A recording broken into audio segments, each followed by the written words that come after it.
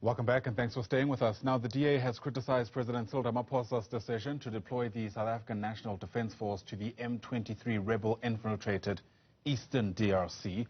The opposition party is calling this reckless and is demanding a reversal. Now, the SANDF was reportedly deployed back in December as part of SADC's mission to the Eastern DRC to replace MONUSCO troops whose mandate has come to an end. Let's speak more about this with the DA's MP Kobus Marais, who joins us via our video link this morning. Great to have you with us, Kobus. Thanks very much indeed for speaking to us. You obviously don't agree with this decision. Tell us why. Well, first of all, one must remember that South African Defence Force has been deployed over the last 20 years as part of MONUSCO in the DRC, specifically within the Force Intervention Brigade in the Eastern DRC. The current deployment authorization by the President comes to an end of March this year only, and then the final withdrawal by MONUSCO from the DRC will be by the end of this year. Now, normally when any deployments are authorized and is taking place, the President must communicate that to Parliament, and it must be within 7 days. Now, so far, nothing has been communicated to Parliament. So what we know is what we read in the newspapers and in the media.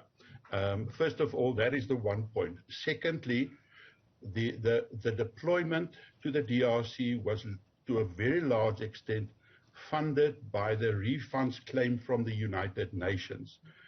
Up till now, the authorized amount to be spent in this deployment is about 1 billion rand per year, and our refunds have been between 400 million and 750 million rand per year from the United Nations.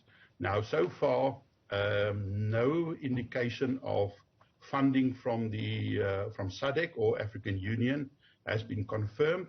In fact, when we deployed to Mozambique, we were under the impression that the SADC and the African Union will fund that, and it has clearly not happened. So far, South Africa has been the biggest contributor to the SADC forces, and it means that we will not only have to fund our own soldiers, in other words, 1 billion rand, but contribute to the relative expenses of others as well. Now, so far, if anything of that hasn't been budgeted for, which it hasn't been, then it means it comes from the budget baseline of the Defence Force. And every cent that we spend that we haven't got additional money for, that will deplete and deteriorate and break down our defence capabilities even further. We know at this stage at least 85% of all air platforms, it means fixed wings and rotor, are grounded because of budget constraints. We know that we have got only a few, less than a handful of naval vessels capability available, which means that our coastline and our air capabilities are nearly non-existent.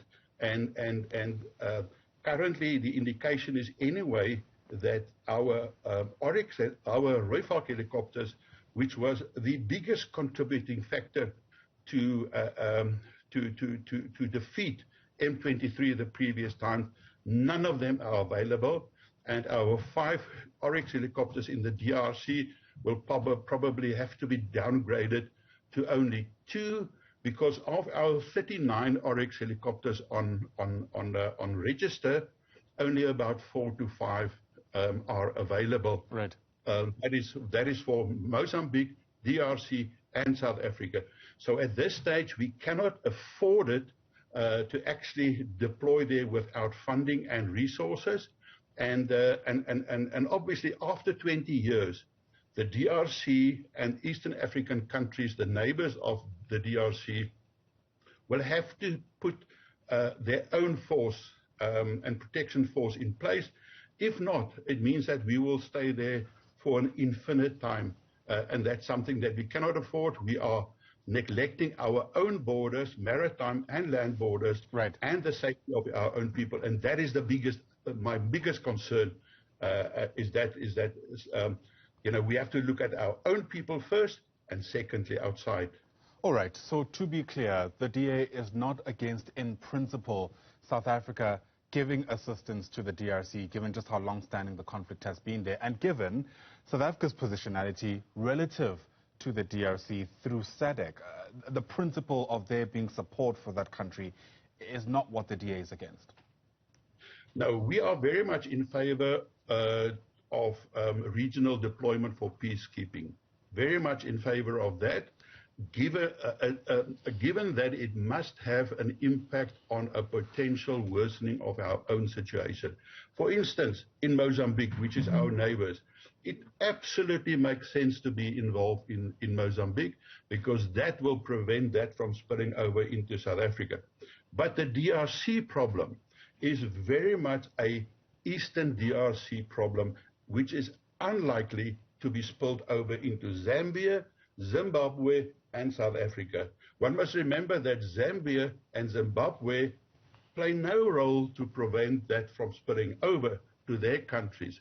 So we have to look holistically at this problem in terms of our own security and safety situation back home, and to what extent our peacekeeping involvement outside of our borders will have an impact, positive impact on South Africa and our own situation with our defense capabilities, which is deteriorating at an alarming rate. Sure. There's going to be a lot of questions, of course, about what the way forward looks like, given some of the issues you've raised, Kobus. And I know you said there hasn't actually been any kinds of consultation with Parliament for this latest deployment there. But what are the steps that the DA is looking to take, at the very least, to shine a spotlight on the risks that are associated with going to the DRC, given the problems you've outlined? Well, obviously, from our side, we have always said, in my opinion, we are probably 15 to 20 billion rand under budget. So in other words, I agree that there is not enough money. I have fought hard to increase the budget to at least 1% of GDP. We are currently at about 0.7%, is going less than 0.7% of GDP. And that is totally unattainable. We are going to kill ourselves if we keep on that trajectory. And the whole government and executive and the political executive and National Treasury is contributing at an alarming rate to that problem. So that is the first thing. And then secondly, we have to reprioritize our defense spending. And we have to look at the best way of building or rebuilding our prime mission equipment capabilities. Things like the Rayfok, things like the Oryx, we have to upgrade them. They are 40 years, 50 years, and some of our aircraft are up to 65 years old. And they are old technology. We have to invest in that. We have to look at drones and UAVs and newer technologies. Those are the new things. We cannot stay in the past, with a donkey cart and think that with a ketty you're going to fight a war against our adversaries with the most modern capabilities and the best resources. If you can't keep one step ahead, you are in trouble. And the eventual problem and the challenges will face you one time or another. So we have to reprioritize. The minister has said we have to decide on the defense force that we require and need. We have communicated that in alternative budget positions from the DA side. We believe that we have to look at our Air Force capabilities and the budgets for flying hours.